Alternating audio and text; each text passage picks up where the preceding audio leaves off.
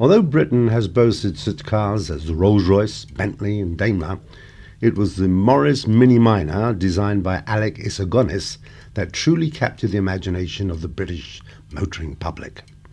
It was the car that cut across all class barriers in that everybody was happy to be seen driving a Mini. It was the Suez Crisis in 1956 that started it all. This caused petrol rationing in Britain, and ISSIGONIS was ordered by his bosses to come up with a small economical car. The startlingly innovative Mini made its debut in August 1959 and went on to become Britain's best-selling car with sales of 5.3 million. But it was not just a car. It became a symbol of Britain's emergence from the Second World War. It took Britain 10 years to get over the stringencies of World War II. It seemed that all the country's creative energies had been bottled up, and in the mid-50s the cork came out. Wherever you looked, originality burst upon the public. The Beatles, the satire boom of Beyond the Fringe, and that was the week that was. In the theatre, playwrights Alan Ayckbourn, Harold Pinter, John Osborne, Brendan Behan and Arnold Wesker were saying brand new things. Joan Littlewood's groundbreaking Stratford East Theatre was absolutely superb. And in 1961, Oliver, the first real British musical set outside Mayfair and not written by Ivor Novello or Noel Coward. Fashion also flowed, with the miniskirt being the most memorable item, but not to forget the great winkle-picker shoes.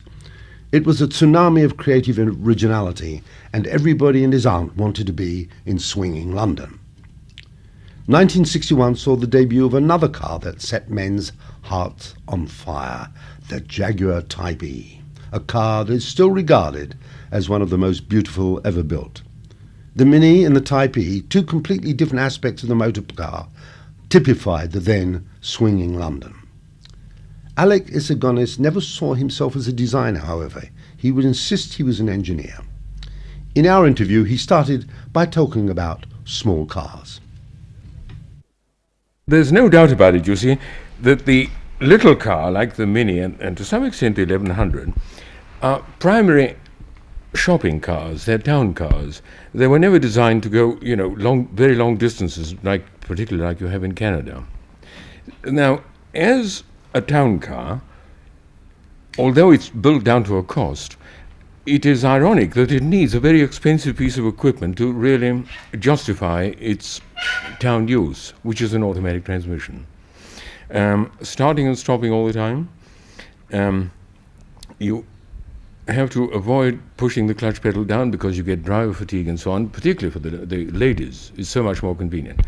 So we were faced with this problem of putting quite an expensive piece of equipment on a relatively low-cost car in order to make it ideally suited for city driving. The biggest problem we had to face was not so much the actual design of the gearbox itself, which was done by a supplier company of ours, but to be able to incorporate the mechanism in a very small space. Both the Mini and the 1100 are designed as very compact cars. When I say compact cars, I mean many feet shorter than the American compact cars. And therefore, a piece of equipment like this has to be installed in a space that at first sight looks impossible. Now, this is where most of the work, design work, I should say, was concentrated on.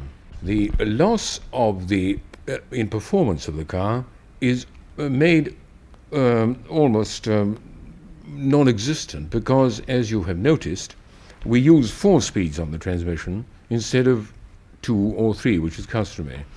And by using 4 speeds, we have made the performance of the car with the automatic transmission virtually the same as a standard car, with small alterations to the engine to suit the characteristics of the transmission. Why did you decide to put in the 4 overriding, or practically a 4 manual without clutch, plus the purely or completely automatic drive? Up to the point where this transmission came onto the market, I personally didn't like automatic transmissions because they do too much thinking for you under certain conditions. Very fine under sort of open road or heavy traffic. But when you are moving behind a row of cars up a slight gradient where their speed is changing continuously almost. An automatic transmission, having no eyes, cannot see what's going on, and therefore it tends to either change up too early or change down too late. By the use of this manual control that we have, the car is instantly transformed into a conventional car, so that you can keep station with the vehicle ahead without either falling behind or gaining ground on it. Do you think that in the future more people will buy Minis and 1100s with automatic than manual? Difficult to answer this really, because it is to some extent an economic problem. You know, the thing does cost a little rather more than we want it to, due to its complexity and due to the fact that it does what has been it does its duties so well on a small car. I should say that in a few years' time, cars like the Mini and of the size of the Mini and the 1100 will have an increasing use for automatic transmissions. Yes. Now, normally in an automatic transmission, some power loss is expected and is experienced. Yeah. How did you get over this with the Mini? Quite simply because the power loss itself turned out to be no greater than it is on a large car. And we overcame it by making small changes to the engine to increase its power at certain points in the speed range to account for the small losses that are existent in the transmission. And the result is that if you time a standard Mini with a stick shift and an automatic, you will find very little difference in the speeds. What changes did you make to the engine? Only a matter of the carburation and the ignition system. Nothing beyond that. The extra price for the automatic is what, £91? Yes, it is. In that region, that is, say, $270. This has been criticized as being far too much for the price range of the car. But as I said earlier, this is inevitable when you put an automatic transmission of this sophisticated design on a small car like the Mini, which is, after all, a low-cost car. But the combination of the two things for traffic driving is such that I'm quite sure people, and particularly women, will take to it very readily. Can you see this extra cost coming down once the Mini automatic gets into full production, mass production? There is no doubt that this will be so, but it'll take some years, I feel, before we see them being made at the rate of 3,000 or 4,000 a week. After all, the standard car is being made at the rate of nearly 6,000 a week. Did you ever think that this Mini, this small little boxy car, would become the success it was? It is? I was a little apprehensive about its general makeup and its unusual appearance when it first came out. But now I see that this characteristic was, if anything, in its favor. Because at first it was considered as a status symbol car. It was so different from any other car that people who were not supposed to buy them, well-to-do people, were buying them. Now, we have made the image of the thing so strong by the fact that it is unusual in appearance that to ever lose it, I think, would be disastrous. So we have to go on making it in its present form. I was just thinking that the Mini line seems, to my eyes, have got to its limit with the 1800. I can't see you producing a kind of six-seater. A six-seater on the same size as the Mini would be virtually impossible unless we could find some way of doing away with the engine altogether. Doing away with the engine, it has been said that the internal combustion engine has now gone as far as it can go. What do you see as the next area of experiment and development in the field of automobiles? Yes. If you are referring to the engine in particular, many people have said this, that the piston engine, the up-and-down engine, as it is called, has had its day, and there will be new developments in other directions, like gas turbines and what have you. I don't see it in this way at all. I would say that the engine as we know it today is still in its infancy. There's a great deal amount of work to be done to improve it still further. Okay, after the engine, what other areas do you see of development? For instance, disc brakes came along when everybody was quite happy with drums, and it revolutionized the braking systems. Do you see any areas like this still in existence in the motor car? Without being specific about details, I would say the main area is in car design will be some form of contraction of car size. All designers the world over, I don't think, have paid sufficient attention to using every available space in the car for useful purposes. We get a reflection on this to some extent in our cities and our modern buildings, don't we? Rooms are getting a little smaller every 5 or 6 years. Even doors are getting smaller. Even tables are getting smaller because, the world being more and more overpopulated, space is becoming quite a premium. And this can be equally applied to cars. And you think you can make more space than you, say, have at present in the Mini and the 1100? If we designed the Mini as a two-seater, certainly we could take perhaps another 2 feet off its length. But unfortunately, history has shown that the sale of pure two-seater cars is very small compared with the ability to carry 4 people. In other words, I think that unless in the distant future there is government legislation of some sort to restrict the size of cars being used in cities, it is difficult for manufacturers like ourselves, to take the plunge, from a 4 to a 2-seater. It's a very big risk to take. That's a good question. You've been associated with the 4-seater, and the Mini, which has become one of the hottest sports cars on the market. But you've never been associated, in my memory, with a 2-seater sports car. Well, this work, all of us here, I mean myself and my assistants and so on, we do tend to specialize quite naturally in the type of car we are designing.